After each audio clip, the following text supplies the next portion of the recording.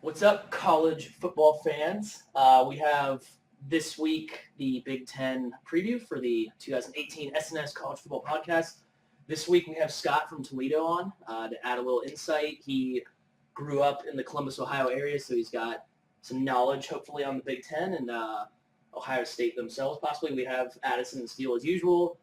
Corey from Denver, He's stuck, literally in Denver. He apparently Flat has tire. a flat tire and is stuck in the middle of Denver somewhere. So I don't know if So we'll get good his- luck, Corey, with all that. Yeah, Well, yeah. next pod, you'll get an update if he's still alive. Yeah. So obviously with all the rest of the conference previews we've done, we'll go over the East and West champion, our surprise teams. If there were coaching changes, which I think we had one, Nebraska. Yeah. Right. Yeah, And one and a half. possibly the Ohio State University. So I guess we'll just get into that right away, just because I feel like we have to address it. We'll probably keep this as short as possible, but obviously the Urban Meyer stuff, if you guys have not been hiding under a rock, then you know. But this pod, we're airing this, or we're shooting it Saturday night, August 8th. Anybody? I don't know. Things may have changed Yeah. by the time you watch this. Yeah, so by the time this airs, he could be the coach and everything's fine, or he could not be. But I think we'll kind of, when we go through our previews, I guess we can kind of say how we think they'll do based on if we think he'll be there or not. But obviously that, all I'm going to say about it is we have, I think, pretty strong opinions about it. And, oh yeah, I forgot this was on. But I think that it needs to still play itself out. There's still a lot that, we might not know, and there's stuff that we do know. So how do we put it? I don't know. I'll let you guys, if you guys want to give, thoughts on it or not, I just... I'm laughing at the fact that Randy Moss played for the Titans. Wait, Yeah. what? He did? Yeah, he did briefly. All right. Anyway. Look at his tie. Got a bunch of names on it. Also learned. All right. Sorry. Yeah. Yeah, go But, for it. Urban, yeah. Go for it, Addison. Okay. Well, I keep wavering on whether I think he'll be back or not. I don't know. It's just we're just gonna have to wait and see. As far as our chances without Urban, I still think that we're the Big Ten favorite without Urban. But our playoff ambitions take a hit, obviously. Yeah. That probably costs us a game or two. Yeah, and Vegas has us as without Urban. They have it as a 3-point swing in every game, and also half a win on our over/under. So that's where Vegas stands on the issue. But right now, temporarily, Ryan Day, who's our quarterbacks coach and I guess assistant OC, right? He's Whatever. Yeah. He's going to be the head coach temporarily, and then possibly end up being our interim coach if Urban's fired. But he's most known for being an assistant under Chip Kelly, I guess, and also he was quarterback for Chip Kelly at New Hampshire, right, a long time ago. Yeah, I didn't notice either. I guess he was, I think this is correct. I have to double check, but I think he actually was on Urban's staff at Florida in 2009. I didn't know that. A very early, a GA Yeah. or something like that. But it was only for a year, I think. So, Mhm.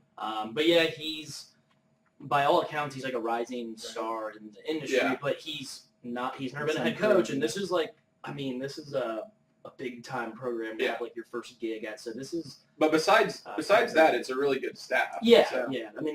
There's two overqualified coordinators, and the only reason that they're not the head coach right now is because they have their own possibly checkered past. You can't go from Urban to Shiano. Yeah, going from Urban to Shiano or Urban to Kevin Wilson, who got fired at Indiana for apparently not physical abuse, I don't think, but there was some questions about how he treated his players.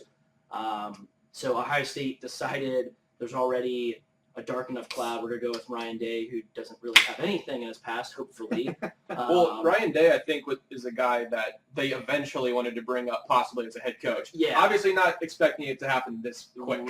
Right. So I don't know. Did you want to touch base on the Urban thing at all? No, I think or just- that pretty much sums it Yeah, up. I mean, I think we just need to wait for the facts, but obviously, yeah. Steele, did you awful want to situation. add anything about it? Until we get to, I mean, you can say, dude, go ahead and say if you. No, we've mentioned on the pod many times that we don't condone abuse. Yeah, we don't condone rape. Clearly We don't unacceptable. condone covering it up or Yeah. lying about it. I think there's two sides to the story always, right, so to speak.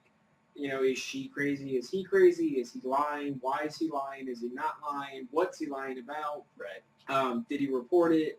Is Gene Smith going to be the fall guy? Are they Right. both going to be the in-fall How guy? did PAL police handle? Yeah, or Yeah. is it you leave it to police? I used to live in Pal. They're everywhere. up Yeah. there. Yeah. Yeah. But so it's just and gonna, don't speed in Powell. Yeah, They'll don't- get you. Yeah.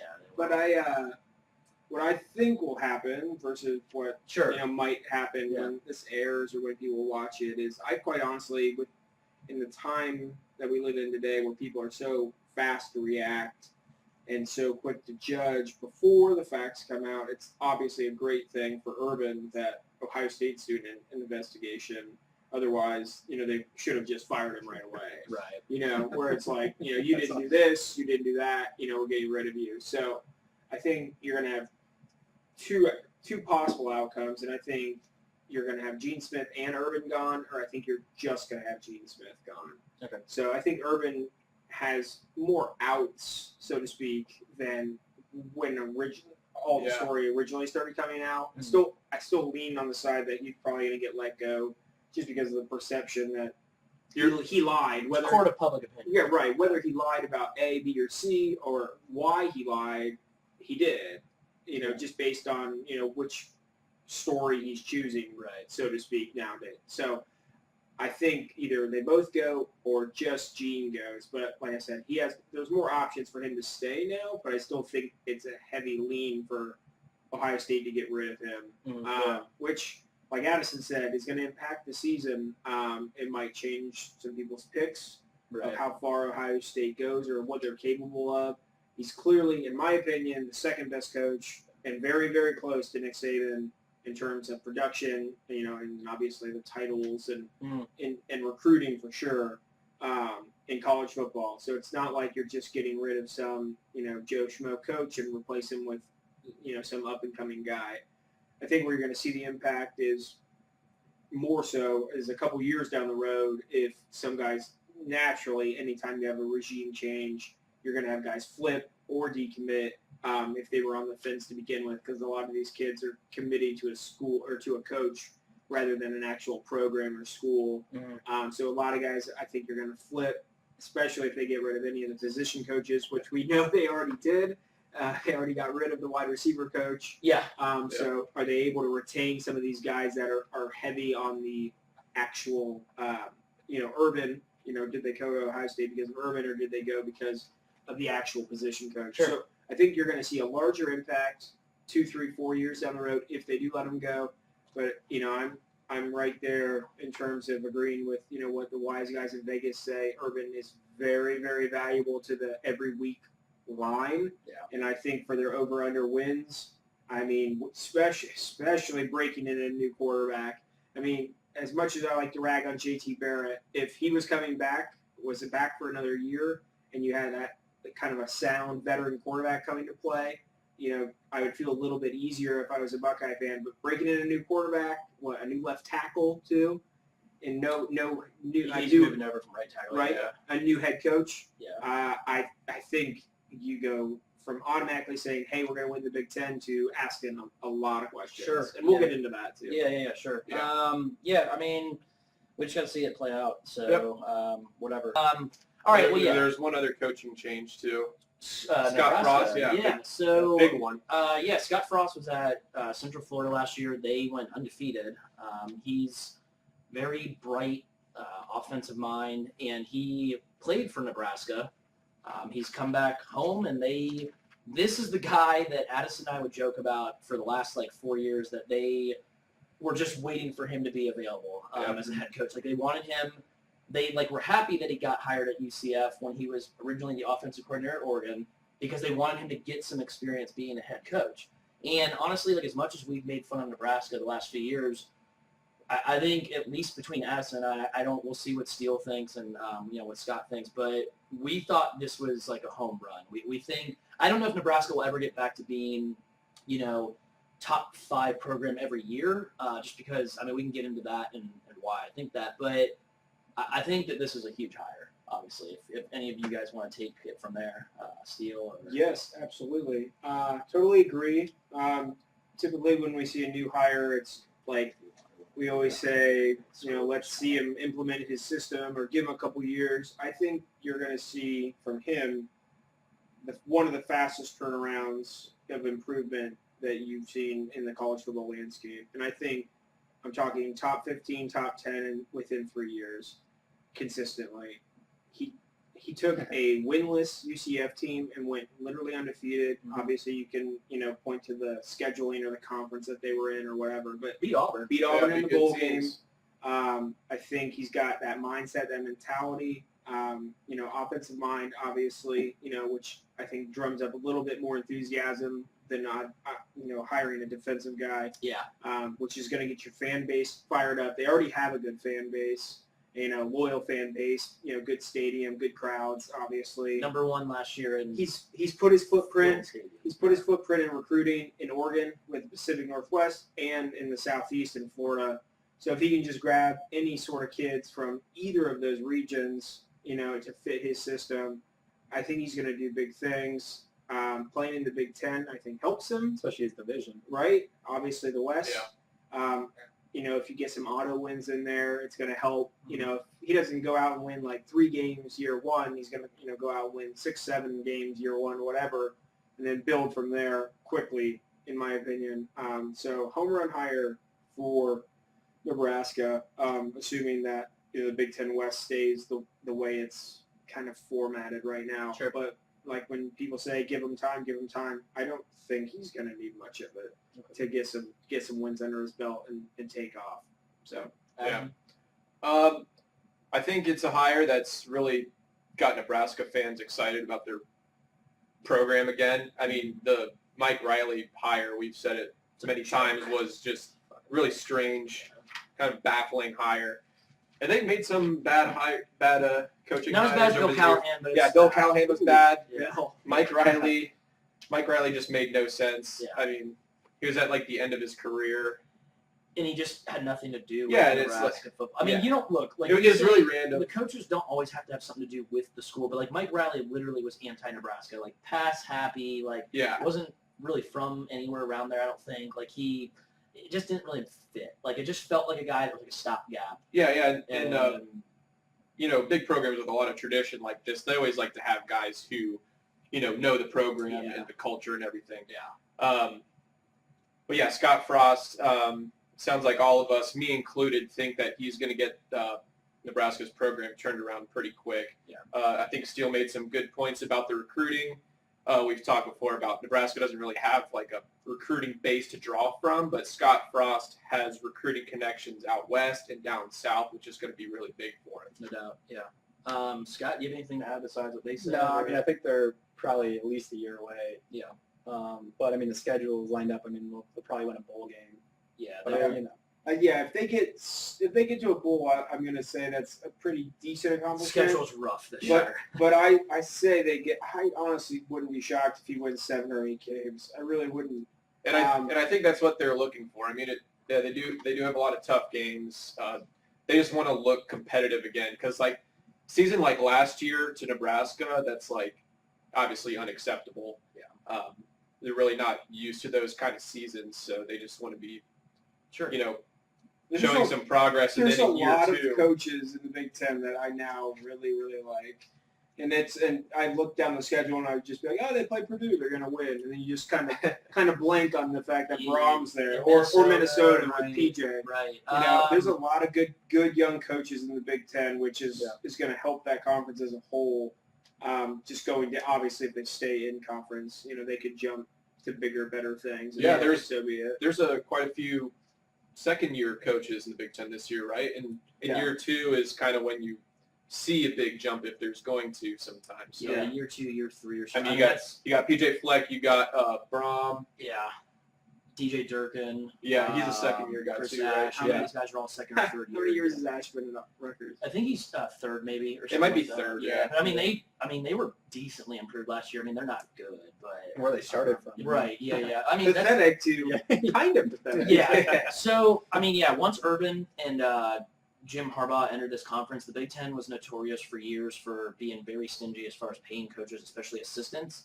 And Urban and Jim Harbaugh changed that. Michigan and Ohio State are paying, incredible money to assistant coaches. So once the Big Ten once those two came in, then Penn State paid for James Franklin. A lot of these programs started paying for coaches, and good coaches, all of a sudden you start to see this conference start to become at least on paper for this year, possibly, in the discussion for one of the tougher conferences. And it's the lower programs too. Before it seemed like they would just always go out and just pick random MAC coaches. Yeah. It's like they weren't even trying. Yeah. Now we see like Minnesota, with PJ Fleck. Purdue's got Braum. Those programs are actually trying right now. Yeah, and even though we make fun of Illinois and Lovie Smith, Yes. Lovie Smith did So coach big in the name. NFL. Yeah. I mean, so I don't know. He might have some kind of pull around Chicago, but we only have the one for sure coaching change in Nebraska, possibly one in the Ohio State University. But let's actually get into our the meat and potatoes, the conference picks and whatnot in our analysis. So I guess we can start with the West. We'll save the actual very tough division. We'll start with the potatoes. We'll start with potatoes. Yeah. Which kind of fits because the West is a lot of states with potatoes and such. So This is going swimmingly. Yeah. Just falling all in I place. think it's pretty clear that media and everybody unanimously thinks that Wisconsin is the favorite in this division. We'll see if we all actually pick them to win this division or not. But this division, like we said, I think collectively as a group made fun of this division for quite some time, just for everything we said. They lack coaching. A lot of these states lack a population of kids to recruit from as far as like local high schools and stuff. So this division's definitely lacking still, but it seems like a few of these programs are actually potentially decently solid this year. I think Iowa and Northwestern, there's a case to be made for them to be contenders in this division. We'll see what we say again. But like we were saying, Minnesota and Purdue, who have kind of been like a joke for a bit of time, they've got pretty solid coaches according to us now. And so they might not be just like active buys, as we like to refer them to. Addison, did you want, I guess we can start with each team. Let's just start with, I guess we'll go to Illinois. We'll mention them for like 5 seconds. All right, so Lovie Smith's at Illinois. He coached in the NFL. He tore the program down. He's trying to rebuild it. This year, they're going to be really bad again. He's put on the hottest seat. in the conference. I would say so. They had 16 starters that were true freshmen last year. Yeah. It was like complete start over. So they're still not going to be a good football team this year. I expect them to be in the basement. So I would think if we actually thought that they were going to be like actually quite improved, like maybe fighting for a bowl, it would be next year when these kids are all juniors. Yeah, it would have to be another year. So. Yeah. I don't really have anything else to say about them, to be honest. I don't think they're going to make a bowl He grew a game. beard in the offseason. Yeah, he looks kind of cool. Like, Yeah. he looks like he was stuck in the Impressive, woods for dude. some reason. Yeah. So, That's Scott, about anything about Illinois? No, I think the beard's That's the biggest about it. news of the Good. summer. Okay. Yeah. We'll go to Purdue then. So, coach is Jeff Braum. He, I think, turned a lot of heads last year. Purdue, they were 7-6 last year. They were pretty competitive against some good teams. They beat Iowa at Iowa, who was decently solid. Iowa was stout last Yeah, year. we'll get into that. Yeah. Yeah. But they were in the game at Wisconsin for the whole game. They played Michigan decently tough. They were competitive in every game. Yeah, pretty like Which is a big change from what we were accustomed to seeing. a from doormat. Purdue. is what They they covered for us very early. They Oh did. yeah, they were a cover Romo- machine early in the season. It was yeah. great. Yeah. I trusted in Jeff Braum, and it worked out. Yeah. I think this year there's been I've seen a couple different like whether it's sites or outlets saying that this team could be kind of a surprise team. Like maybe they finish second or third even in the West. I don't have them that high. I have them fourth at best this year. No, their schedule's brutal. Yeah. So they get the top two out of the East, right? Yeah. They And have then all their quote winnable games are on the road. yeah. I think it's a schedule issue Schedule thing, more than a coaching issue. I mean, I think people expect them to continue to improve under Braum, but it's just like, yeah, the way the schedule works out, they might not be there. Yeah. Missouri and BC out of conference. Yeah, not those are easy tough games. out of conference games. Yeah. I've seen their like people picking them kind of like all over the place, like anywhere from 3rd to 6th in this division. So Yeah. I think we probably think they're gonna be in contention for like a bowl game, right? Like that's probably how for we sure. feel I about would them. expect that. Yeah. Okay, so yeah, we think Purdue is still making strides, but really tough schedule this year. Really tough. So Yeah. But, I mean, Minnesota, PJ Fleck. I mean, for all like 6 people that watch this pod, last year we were all over.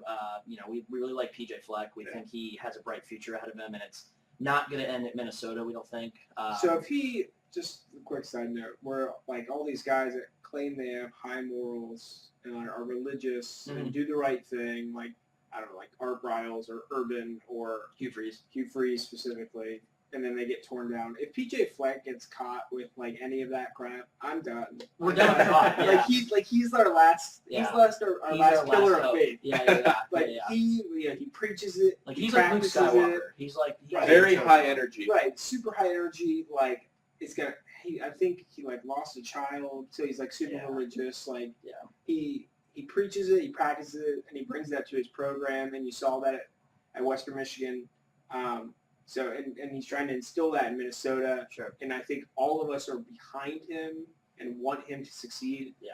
Selfishly a little bit because we think there might be some ties there for our programs. Yeah. later down the road. Potentially, yeah. But if he gets busted with something like inappropriate or a why big not? NCAA violation, I'm done. Yeah. I just can't You do it lose your anymore. faith in everyone in the Right. world. Everyone. He's my last guy that we can reach out to. Yeah. That's it. But as far as scheduling goes and the type of talent he has up in Minnesota, like we said, if he can get like a solid 8 or 9 wins out of these guys year after year, he's most He's likely crushing it. exactly. He's gonna find a bigger and better ship to jump onto. Yeah. And like I said, hopefully it's one of our programs or somebody that can pay him a lot of money. But I think we all really support him and think he's a great coach and the way he approaches it. But the way everybody thinks they're going to end up in the conference is kind of middle of the road, at least in year 2 for him. Yeah. Unfortunately. The thing I'll say about Minnesota this year, their schedule sets up for them to have a pretty good year, I think. They're at Ohio State, at Wisconsin, obviously expecting both of those to be losses. They could win every other game, though. I mean, all the other games are winnable. So it's a kind of season where he could, like, gain momentum, I guess, for the program. I'll be interested to see what he does on the offensive side because he had a really experienced quarterback and Corey Davis was a really good NFL, top first-round pick, for the Titans, right? Yeah. So, I mean, I wonder if he's groomed a player or two to maybe open his offense up into what he wanted. So and Minnesota's needed that for a while. Right. This is a team that's been pretty boring offensively, bad quarterback play. They're not running I formation and like hoping to win games like 20-10 anymore. Yeah. And they can score some points. I don't know if that's going to be this year or possibly next year where he has his quarterback or he, has that receiver that, I think Corey Davis was a no star, 1-star type deal where he's like, I think they've got some good receivers now. Right. They don't know if they have a quarterback yet, though. Need that. Yeah. I mean, Phil has been projected to start freshman, so clearly they're uncertain. It's going to be someone new. We know that. Right. Yeah. So all right. So I mean, we probably think Minnesota's a bowl team, but not if they could surprise and maybe win 9 games, but we're not thinking maybe more. I think the than that. schedule sets up for them to have like a surprise year, not be like elite or anything, but pile up a bunch of wins. Okay. Sure. The next team would be Nebraska. We kind of already covered them. I think their schedule is really brutal. We think they're probably, like a bowl team this year, but not a whole lot more than that just because of how the schedule sets up. Even though it is Scott Frost, it is still a transition, even if we think it's going to be like a very quick turnaround. So he could surprise and they could do some big things, but I mean, they're at Michigan, they're at Wisconsin, they're at Northwestern, they're at Ohio State, they're at Iowa. I mean, this is a really, really tough schedule this year for them. So bowl game. They play Colorado A lot of in frequent flyer money. out of conference. Yeah. Kind of old Big 12. old Big 12 rivalry. Yeah. So that's kind of interesting. Next team's pretty interesting. Pat Fitzgerald's been here for 13 years now, which is That's when crazy. When I read that Yeah. earlier today, it was really surprising to me. I knew he'd been there a while, but I didn't realize it'd been 13 years. And Northwestern, for the most part, they had a couple down years in 2013, 2014, but they've been pretty solid. He's put out a couple 10-win seasons in the last 3 years, and this team this year, by all accounts, they have the talent to compete for this division. Now, again, they have a pretty tough in-conference schedule, but I think Yeah, Notre Addison, Dame. Addison, if you Watch want out. to I start will with be at this, that game.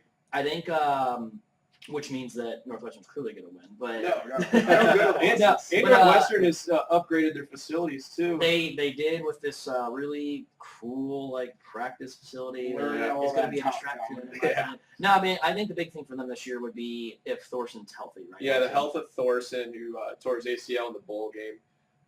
They need him to be healthy. They do lose their all-time leading rusher in Justin Jackson from last year, so we'll see what they do there. Mhm. The talent is there for them to have another good year like last year. But I would say Northwestern seems to not do well with expectations. They're just that kind of program, you know. They are what they are. Yeah. They're capped in their ability to recruit because of their academic, Mhm. obligations. Right. So they're going to be what they are. Their ceiling is 9-10 wins.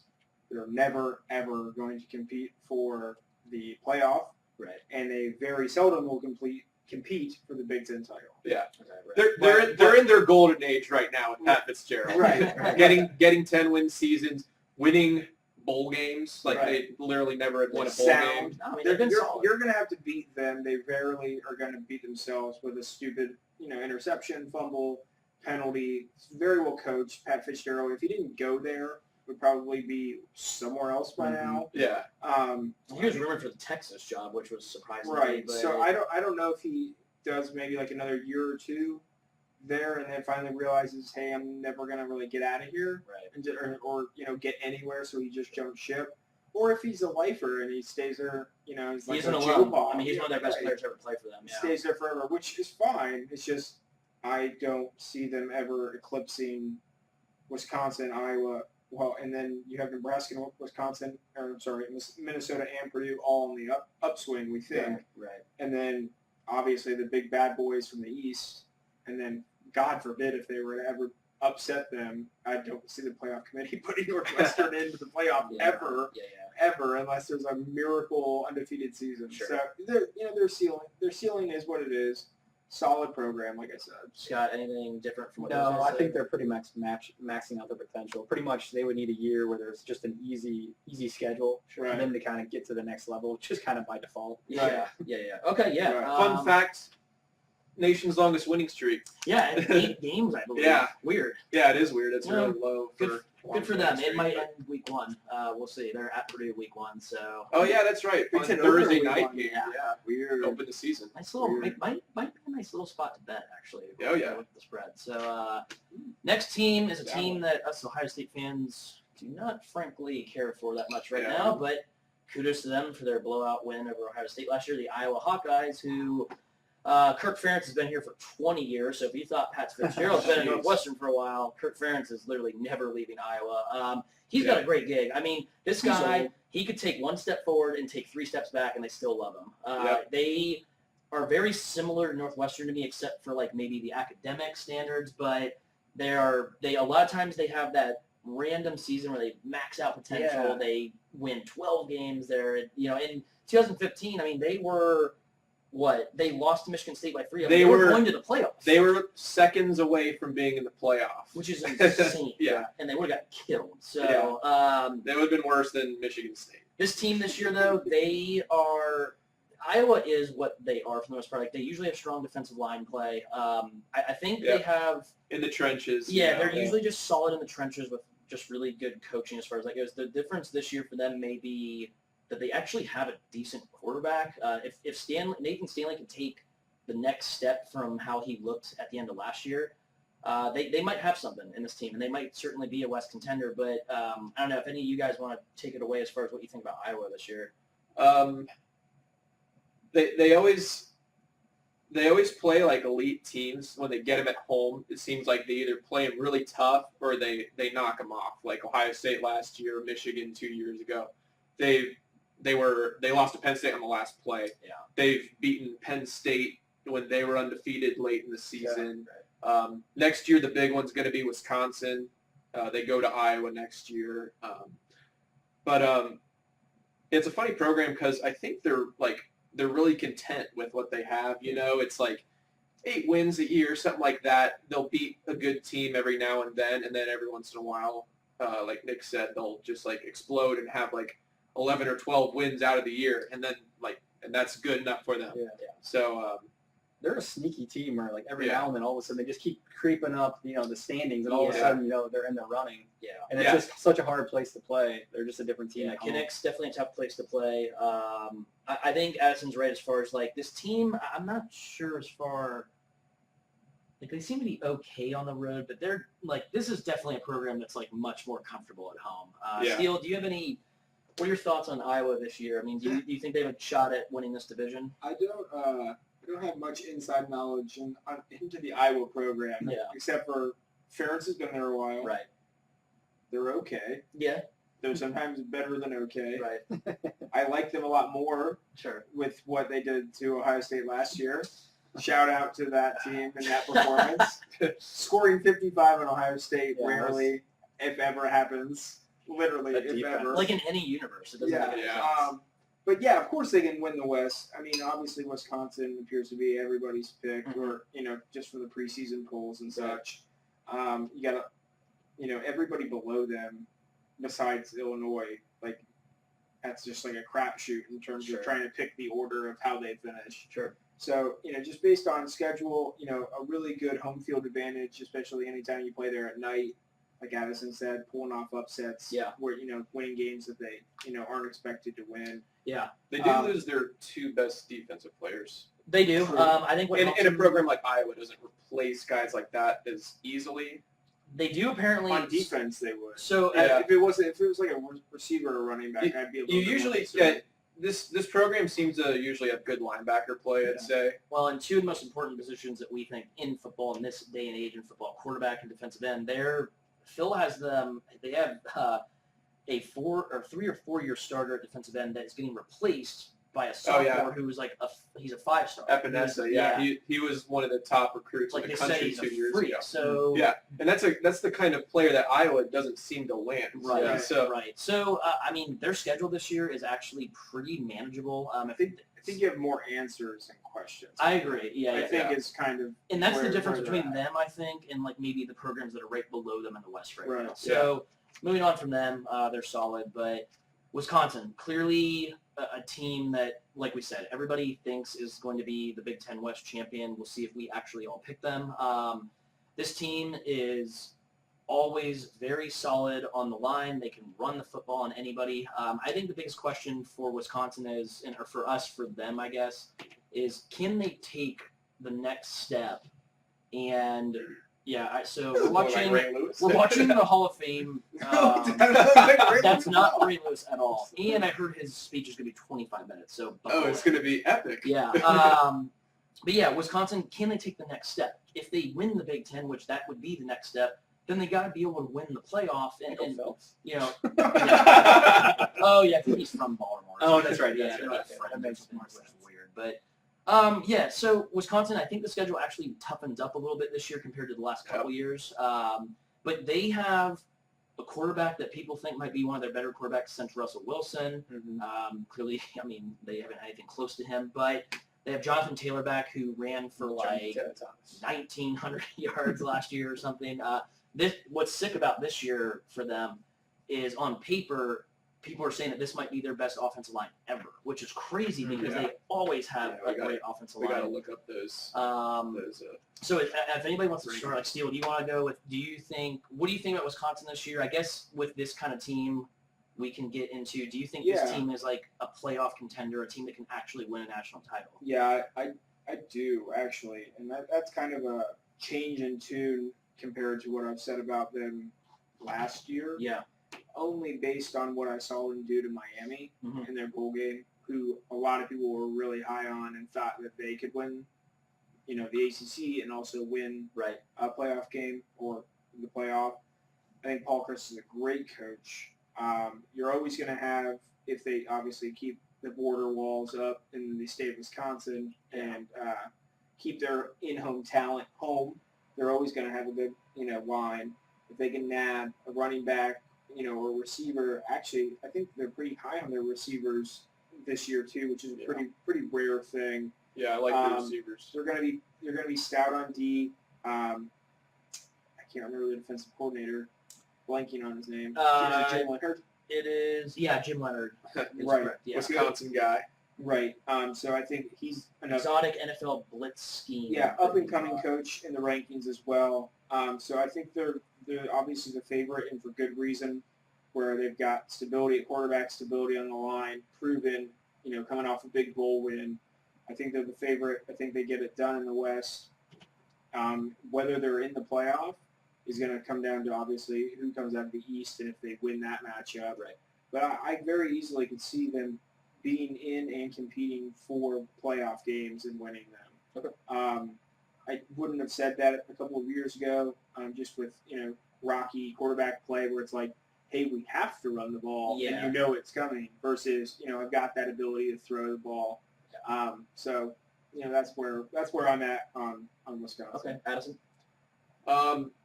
So Wisconsin, I think they're an elite team this year. I think they're better than they were last year, but the division still might be tighter than it was last year. Yeah. And that's because of That's schedule. interesting, yeah. Wisconsin had an easy schedule last year. This year, because they seem to catch, they play all the good teams, at home in one year, and then they play all of them on the road the next year. So this year they play Iowa, Northwestern, and Michigan all on the road. And I think they also play Penn State. At Penn State, and then Penn State, and then the week after Penn State, they're at Purdue after that. they're game. at Penn State and at Michigan. Yeah, they're at at Michigan. so they're at Iowa. Yeah. Yeah, so they've got really tough crossover games, and that's going to make the gap between them and Iowa or Northwestern, who would be competing with them, a lot closer. When you think of Wisconsin, obviously you think of running the football and O-line, running backs, and they're stacked at those positions this year. Yeah. Phil Steele ranks their center as the best center in the country. He ranks their guards as the top 2 guards in the country, and he ranks one of their tackles as the number 3 tackle in the country. So are they good on the O-line? yeah. So clearly the best O-line in the country on paper. And Jonathan Taylor is going to be one of the Heisman front runners, ran for close to 2,000 yards last year as a freshman. So this is vintage Wisconsin football. And I even, like Steele was saying, I like their receivers that they got this year too, because they had a lot of young guys last year. All those guys are back. Yeah. So defensively, they lose a decent amount of guys, but they've been pretty stout on defense for several years now, ever since Aranda was there. When they had some pretty elite defenses, and after he left LSU, they've been able to maintain that under Jim Leonard. So I give them the benefit of the doubt there. Sure. So, yeah, the clear favorite, but I think the division could be more competitive than we've seen, especially since the teams at the bottom might be starting to get better too. Yeah. Scott, do you have any different thoughts from them? Or Yes, I think good running back, good O-line. I think that's kind of been the norm. Yeah. I think the change is getting better quarterback play. Okay. And so I think that could kind of take them over the edge. But to Addison's point, easily, they could lose at Iowa or, at Minnesota, and then they don't even win the division. So they're my pick, but Okay. wouldn't surprise me if they So don't. you do have them winning the West, and I'll ask those two after I go real quick. I think this might surprise us, and it might not, but I think he might have been surprised to hear that Steele thought that they were maybe a national title contender. I actually think that they are also this year for the first time in my life since when they had Russell Wilson, I thought that team was capable of winning a national title, but this team, it's definitely, in my opinion, going to depend on Hornibrook. If he does take that next step, which I think we're projecting him to be, we're not saying that he's going to be like a world beater at quarterback. I think he but, needs to cut down on some of the mistakes he makes. Yeah. Like, but I think he rely on the running game. I think he is the kind of Play guy action. that they've been looking for where, like, if it is, like, 3rd and 6, they don't feel like they're automatically just running to set up a punt. You know what I mean? Like, this is going to be a different, or for their sake, Wisconsin team. So I'm sure they'll have, like, 3 really good tight ends, too. But as these guys said, their schedule is really tough. And so Scott clearly said that he has Wisconsin winning the West. Addison, do you have Wisconsin winning the West? Yep. Okay, West Steele. champion. Yeah.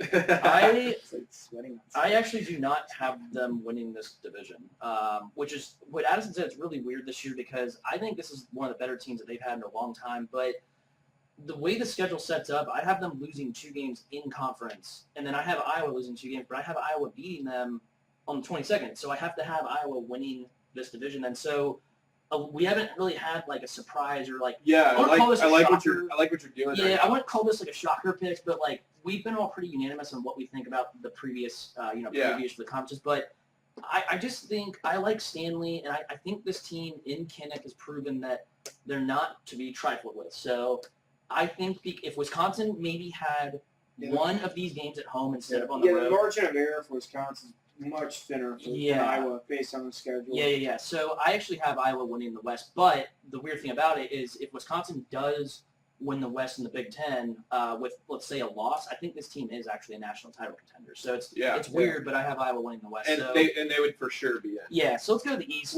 Who's your other loss? With Wisconsin? Yeah. I don't know for sure. Probably have them both losing to Penn State. I think at Michigan, Penn I have State them or losing. What did you say? or 2 in conference. two in conference. I think they might get one of those, and they might beat Michigan or Penn State. But the thing is, even if they beat both of them, they could lose to Northwestern or Purdue, I think. So, I think they're getting 2 losses. Yeah, you could win at Penn State and then have a letdown. Right. Yeah. So they're the favorite for most of us, but I expect Iowa to compete. I expect Northwestern to compete. Yeah. So it's funny. Like I thought if Northwestern had like Iowa schedule, I would feel more comfortable picking Northwestern instead of Iowa because I actually think Northwestern is a little more talented than Iowa this year, believe it or not. But I just like Iowa's schedule, and there's not, like we said, a big gap between those teams below Wisconsin. Yeah. So anyway, let's go to the East. Rutgers. Skip. Yeah. I mean, I'm not gonna say much about that. Yeah, there are too many other teams we need to talk about in this division. Yeah, to talk about Rutgers. One thing I will say about Rutgers, I think Chris Ash is a good coach and he has them in the right direction, but it's going to take probably at least a couple of years. So they should be able to get some recruits. So they should. Yeah. The thing for them that sucks is Ohio State, Michigan, and Penn State all recruit Jersey. Love to go to that territory. Yeah, so it's going to be really tough for them. Right. But anyway, so Indiana, I don't really have a lot to say about Indiana. I mean, the thing about Indiana the last, 3 to 4 years is that they've actually played the big boys in this division tough. They just haven't been able to close the deal and finish the job. They compete for, bowl eligibility pretty much, right, which is good for Indiana. Right. So you're looking at like a 5 to 6 win team. That's what they've been lately. I think they're a bowl team. That's all I'm going to say about them. Yeah. I think Tom Allen seems like he could be a decent coach. He seems to be a defensive-minded coach. His players what they need because they've had offense in the previous years. We had Kevin Wilson. Right. So, Steele, any other thoughts on Indiana to just move on to the big boys? Onward. Okay. Well done. Nothing else to say. Maryland, last year Maryland could have actually been decent, I think, but they ended up playing 4 quarterbacks, including some kid that's my size, apparently. So they really struggled once those quarterbacks went down. But they did beat Texas week 1 last year, and were pretty dominated in that game. Yeah. I think Durkin's a good coach. I think they've actually been recruiting decently well for Maryland. They've been like 25 or so. The last 2 years, I think, they were 18th and 28th in national recruiting. So pretty good. I mean, they'll medal for a bowl. Yeah. Last year, I think they would have been a bowl team if they didn't have just all those quarterback injuries, which completely killed their offense. Right. I think they're a bowl team. Scott, do you have anything to add? No, I mean, just in terms of experts, that think teams will make the biggest jumps this year. Purdue and Maryland are the top 2 I saw. Yeah. A little side note too, Matt Canada is an offensive coordinator. Oh yeah, that's right. Yeah. The guy that we thought was going to change LSU's fortune, and he's gone after 1 year. Yeah, that's funny. Ed O got rid of him pretty quick. I was going to say that was more of a disconnection with the head coach. Coach That wasn't because Matt Canada sucks. No, we think Matt Canada's good. We still but- like Matt Canada. Yeah. All right, so next team, this is where we're going to start getting into Yeah, this is where we actually start to talk about this division. So Michigan State last year quietly was 10-3. I actually didn't realize they were 10-3 before I read it like a few days ago. But this Michigan State is a lot like Iowa in the sense that they are what they are with solid coaching, their solid defense. They seem to find ways to move the ball in like a balanced but more like conservative manner on offense. So, the thing about Michigan State this year, guys, I think the schedule really is what makes them a contender. I'm not sure that they're like, as good as like Ohio State or Michigan as far as talent-wise, maybe not even Penn State, but this team is, I think, by all accounts from like, media experts, a contender because their schedule seems to be a little easier. Yeah. Mm-hmm. Yeah, it's interesting. They bring back a ton of guys. They got 19 returning starters. Yeah. Brian Lewerke surprised last year being a pretty good quarterback. They've got L.J. Scott back at running back. It seems like he's been there forever. 10 years. Yeah. I said they would bounce back last year after the awful 3-9 season they had. I didn't expect them to do as much as they did, going 10-3. So that was a big surprise because going into last year they had dealt with a lot of attrition, guys getting kicked off the team and stuff. So their expectations were pretty low. But I believed in D'Antonio. I think he's one of the best coaches. I mean, before that 3-9 year, they were 13-1, 11-2, 12-2. They won the Cotton Bowl in 14. They won the Rose Bowl in 13. I mean, This team they've produced. Yeah, I mean, they've they've beaten been good teams. Yeah.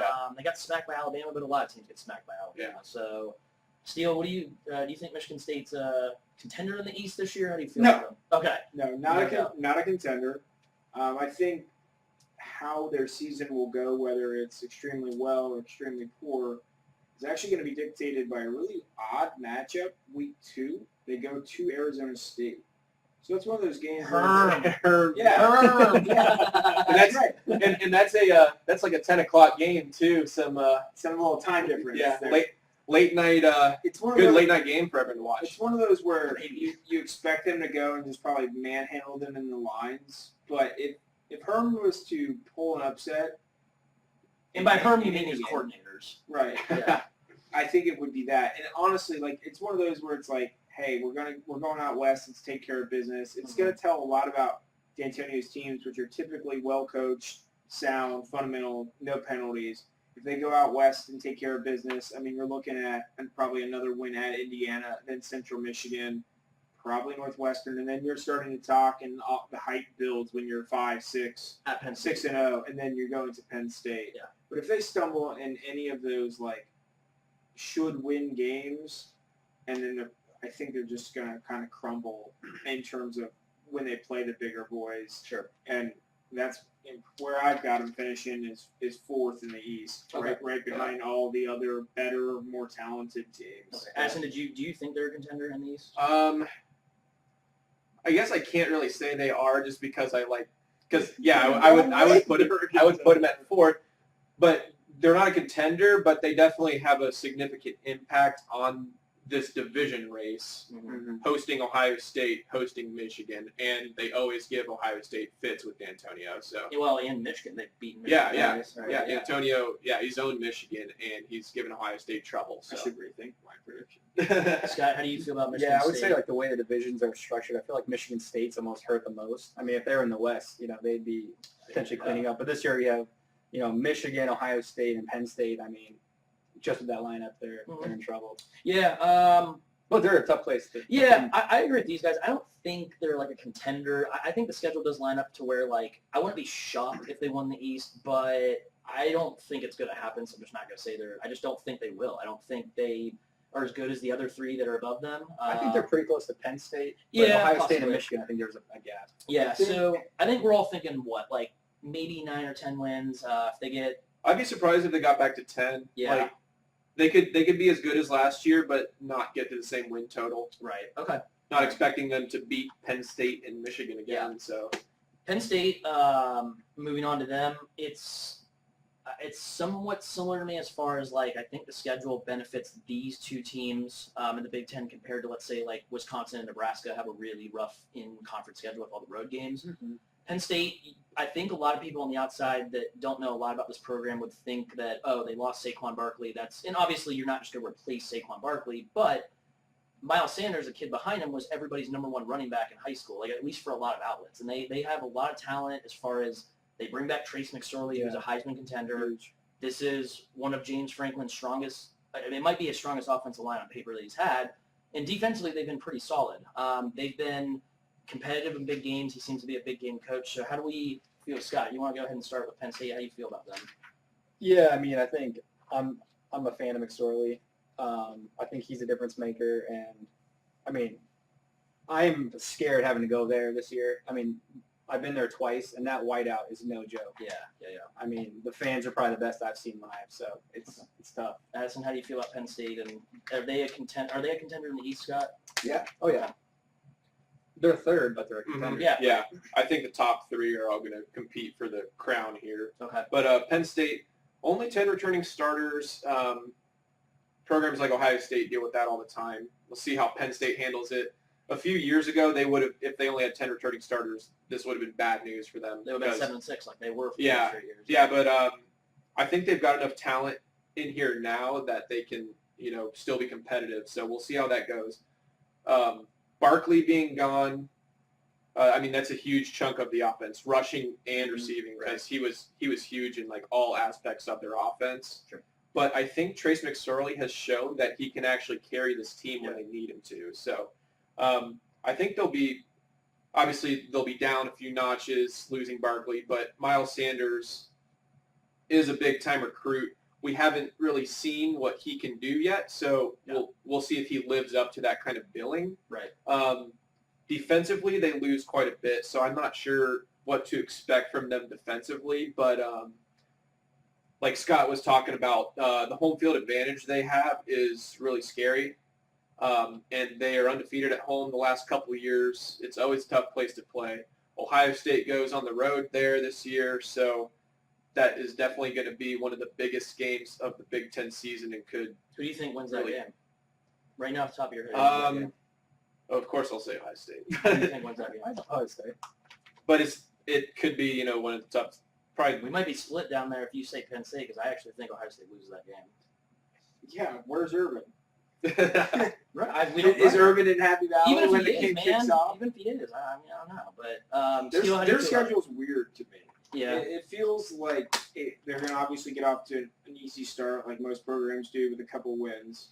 And then they get Ohio State at home, like we just said. I believe they win that game. Mm-hmm. They also get Michigan State at home, which we just discussed is probably the fourth best team. And getting them at home, again, I believe they win that game. But then a couple weeks later, you have Iowa at home, who we discussed as a contender in the West.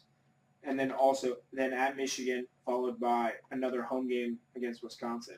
So 3 really tough games with no bye week for Penn State. So is it a mental or physical toughness where they wear down later in the season, where they're as high as second, third, fourth in the nation, and then trip up in one of those games and that gets them left out of the playoff?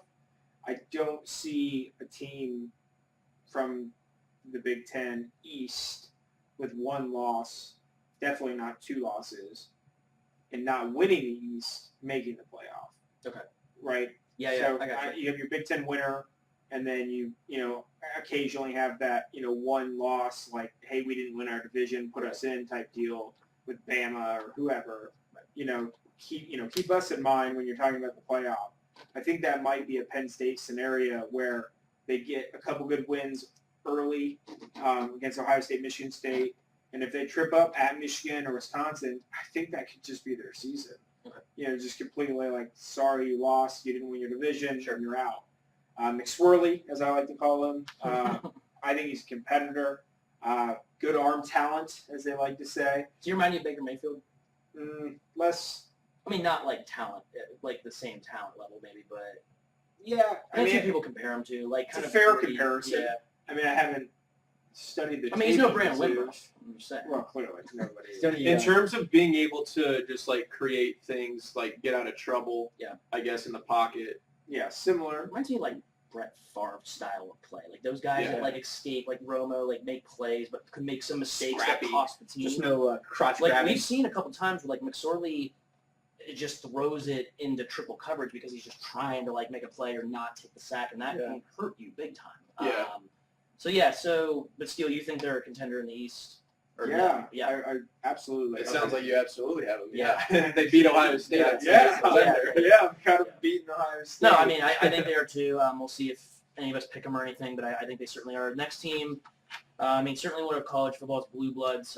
They can kiss my ass, but the Michigan Wolverines, this year could potentially be Harbaugh's most talented team on paper. I think the last few years we have said if this team had a quarterback, they would have done a lot bigger things. Like last year, they would have beat Ohio State if they had solid quarterback play in that game.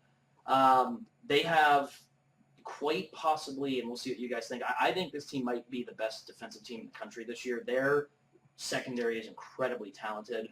Their defensive line is incredibly talented. I mean, everywhere you look on their defense, they are probably going to suffocate a lot of good offenses. On offense, though, what I just said basically or alluded to was quarterback play. And they bring in Shea Patterson, who was a very highly touted kid that was recruited by Hugh Freeze at Ole Miss, I believe. Am I wrong about that?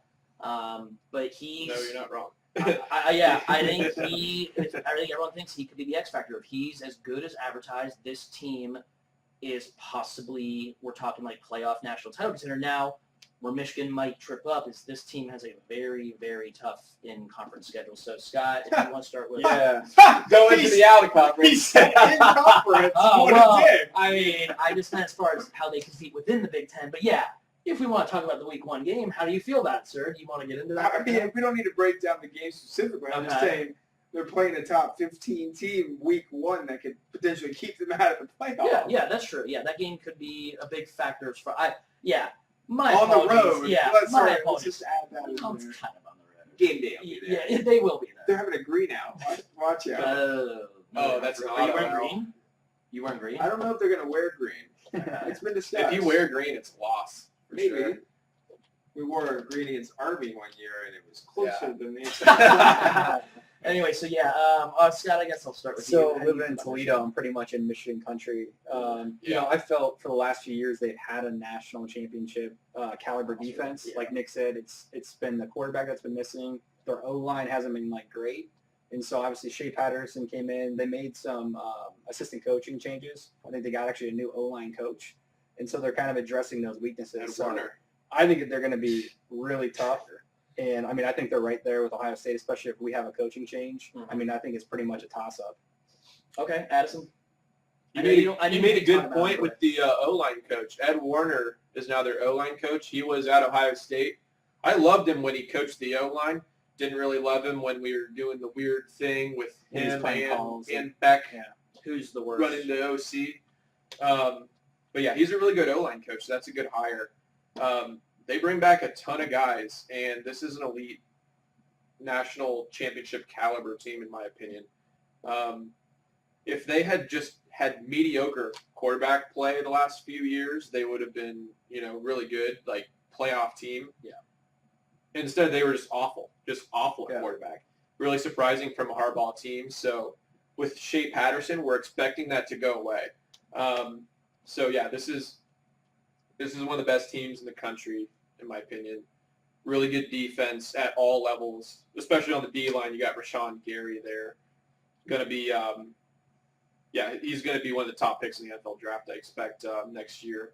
And last year, so Shea Patterson's going to have a lot of good receivers to throw to, in my opinion. They had a lot of very highly touted freshmen last year, and no one could get him the ball, and they also dealt with a lot of injuries at that position. So this year the passing game will look a lot better.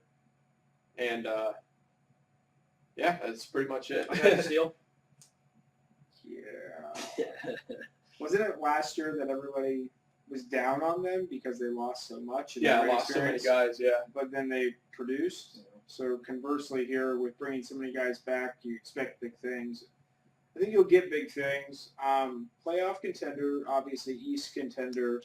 I'm higher on Penn State than I am with them.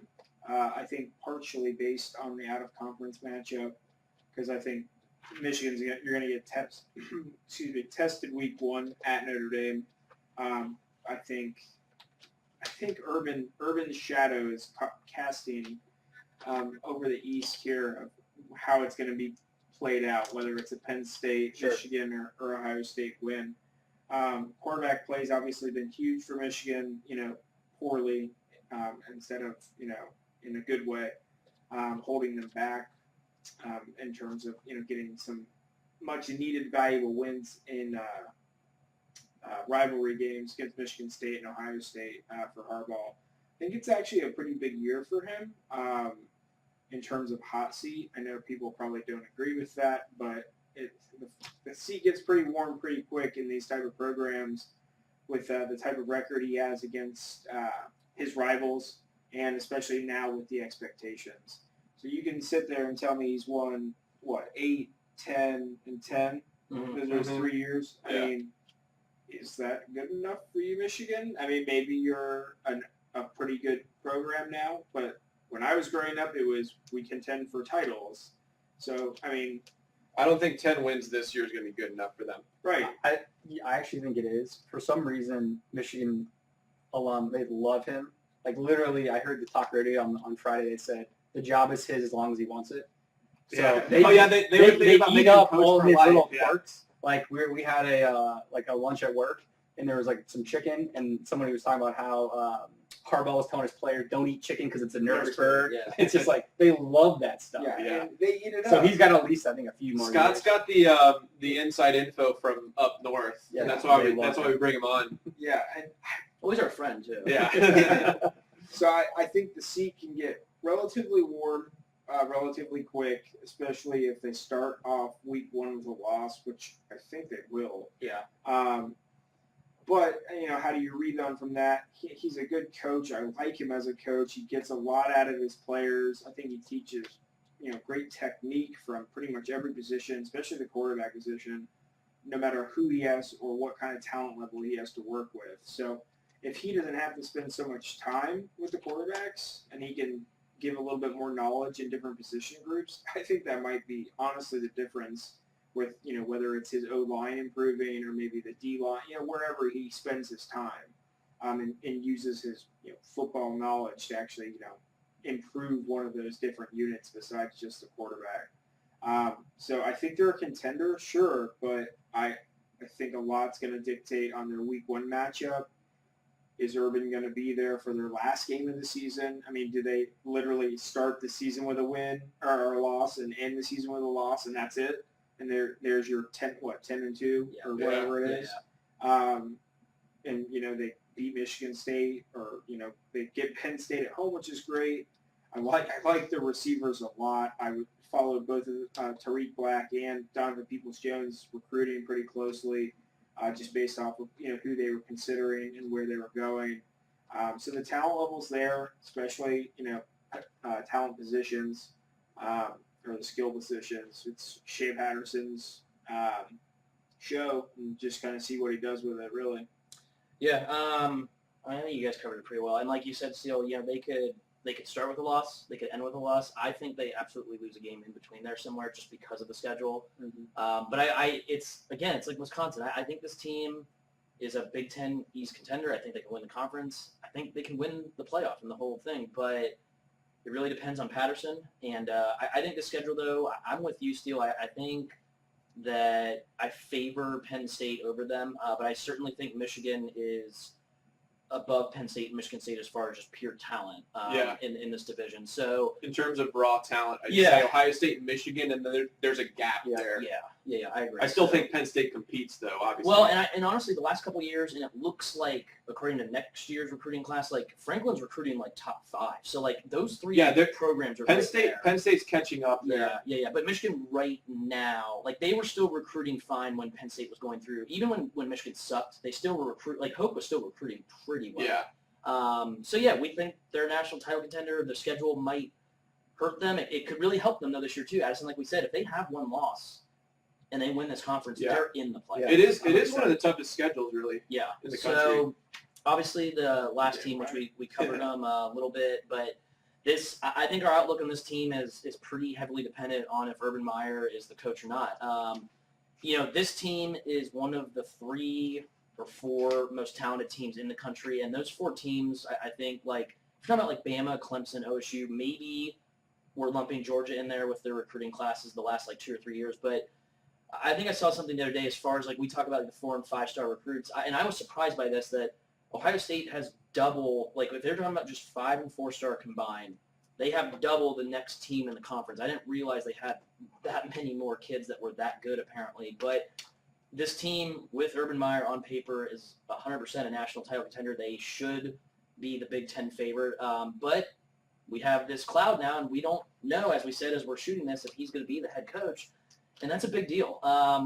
And who knows, like maybe this team falls apart without him, like they did with Luke Fickell. Now that team was clearly not as talented as this team, but Not even close. yeah, but maybe these kids rally, and maybe Ryan Day is something good. I don't know. That time will tell. I think their schedule is manageable though. They do have at Penn State September 29th. They have TCU September 15th, which, I mean, certainly that game is probably not a gimme as far as like as we discussed in the Big 12 pod. Gary Patterson's a good coach.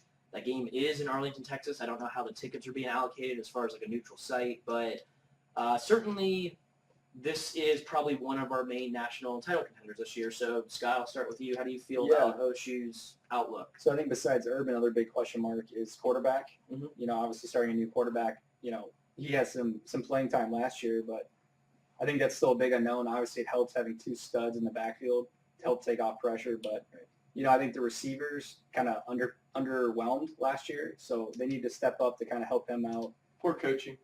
Yeah, right, exactly. Obviously, the D-line is stacked. Nick Bosa is just a monster.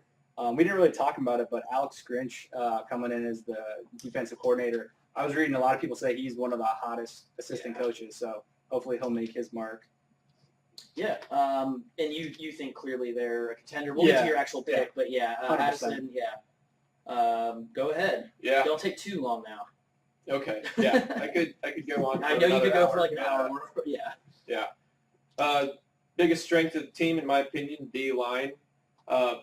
Clemson, everyone has them as the number 1 D-line. I think this D-line is right up there. You're going to have one of the top picks in the country, or top picks in the NFL draft next year, Nick Bosa. The guy on the other side, Chase Young, was one of the biggest recruits 2 classes ago. So we expect elite play out of the defensive ends here. And then you got Draymond Jones on the inside, who also could end up being a first-round pick, decided to come back to school for his senior year. So, yeah, D-line play is going to be really good. You got J.K. Dobbins coming back, is going to be one of the Heisman front-runners. I think he's 3rd in the Vegas odds right now, right up there with Bryce Love and Jonathan Taylor. People forget about Mike Weber. Yeah, and then right behind him you got Mike Weber, who at the end of the year when he was healthy again looked really good. Yeah, so you got 2 really good backs. What's different now is that after 10 years of JT Barrett, we have a new quarterback. So Dwayne Haskins, it's going to be a different look. Like he's not that much of a runner. Like we don't expect much out of him on the ground. Obviously, we ran JT Barrett quite a bit, especially on 3rd down. So that's going to be a different look. Be interesting to see how he plays. But we love his arm, and when he's played, he's looked poised and pretty solid. Like he had to go into a tough spot against Michigan last year. I mean, really good defense, that he's going up against. So he didn't have to do too much, but he did what he had to do. Yeah, I mean, he had to run the team. So and they look good when he was in there. So receivers, they're all back. They've underperformed. So, yeah, hopefully we get more out of receivers this year. But I'm hearing a lot of buzz out of that that room though, so we'll see. Phil Steele has Yeah. him ranked as the third Yeah, he receiving does. unit nationally. So like, there's a lot of experience. Yeah. That's what it's based off. Yeah. Of. Yeah. Depth-wise, yeah, there's a lot of depth. There's a lot of I think if you get, we need to see some improvement from Paris Campbell's hands. If that guy can bring the ball in a little bit more, then you might have something special there. But Steele, to a team that you loathe your entire life. I was gonna say, you guys done got gobbled. Yeah. you guys are finished Yeah. finally. Okay. No, I think it begins and ends with Urban. If Urban's there, they win it. If he's not, they don't. That's honestly as simple as I can make it. I think people cannot state enough how important he is to that program as a whole and in the future. Right. And obviously the impact on this year's team too would be significant. Right. So if he's there, they win it. If he's not, I see they could potentially lose against Tulane in Texas, at Penn State. You say Tulane? Tulane. I did say Tulane. Sorry. I was like, we Tulane. Tulane. Sorry, too many beers. Yeah. No, TCU in Arlington, and then or at Penn State. But I don't see Urban's situation being resolved with a suspension. Okay. Even if it is, I think he misses the TCU game. Like, I mean, at worst, he's going to get, 4 games? Was the non-conference I or don't something? If he- So, I don't think he should be suspended. I either want him to be either clean cut? Yeah, I want to clear see. decision one way or the other. Sure, okay. We Well, can that's use kind of... Larry. But I've heard rumors of the 3 to 4 game suspension. Was that from the crazy? I've nuts? heard 2 games. I've heard Very reliable sources Yeah. there. Yeah. So, Friend of a friend of a friend. So like I said, if he's there, they'll win the East. If he's not, my pick's actually going to be Penn State. Okay. But again, if he's not there, I think they lose to Penn State. Okay. They could lose to TCU. That Michigan game gets infinitely harder and definitely on the road. Those are your only, I think, potential losses. I don't think they're going to lose to at Purdue or home to Minnesota or Nebraska. I think the talent level is too high. Mm-hmm. Unless you have a complete meltdown, like a Fickle year or something. Or like they play Iowa. Right. But and like I said earlier, my kind of projection and what I'm hearing, what I see from the facts and who's debating what and who lied or whatever, I say the indicator is pointing that he's gone. So I guess if people see this later on, it won't matter if he's there or whatever. But my pick would be Penn State because I do believe Urban will be gone. So I've got Penn State and Wisconsin in the Big Ten title game, and then I've got Penn State actually winning that. And But I did have that caveat of be very careful, Penn State, because you could lose one game and go from, hey, we're going to play in the playoff to no one's even talking about us consideration if you don't win the East. So, but I do have Penn State winning. Okay, so before I get into finalizing what you guys have, we'll give the other pod members picks. I don't have Corey's because he's changing a flat tire. Apparently, that he texted me. No text. He's done. All right, so hopefully he's still alive. But R.I.P. But yeah, so Get that AAA, son.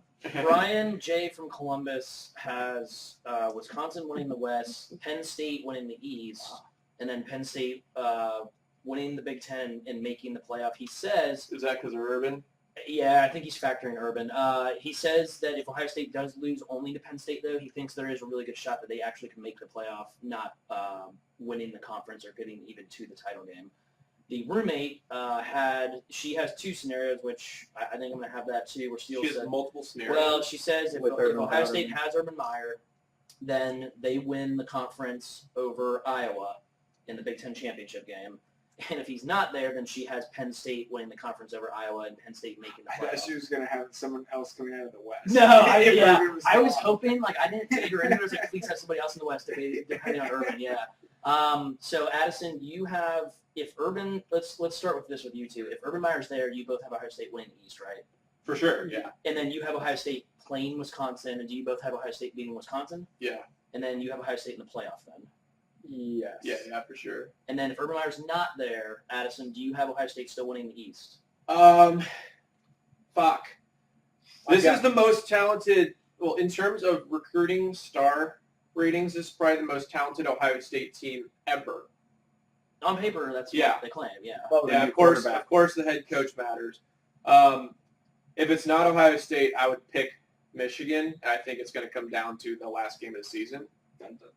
Yeah. Okay, so And I think Urban, losing Urban, that game, the impact in that game is even more than obviously any other game this season. All right. so if they don't have Urban, you have Michigan playing Wisconsin. Now I'm going to be a homer and say Ohio State still gets there, Do they beat but it's a Wisconsin? coin flip between Ohio State and Michigan.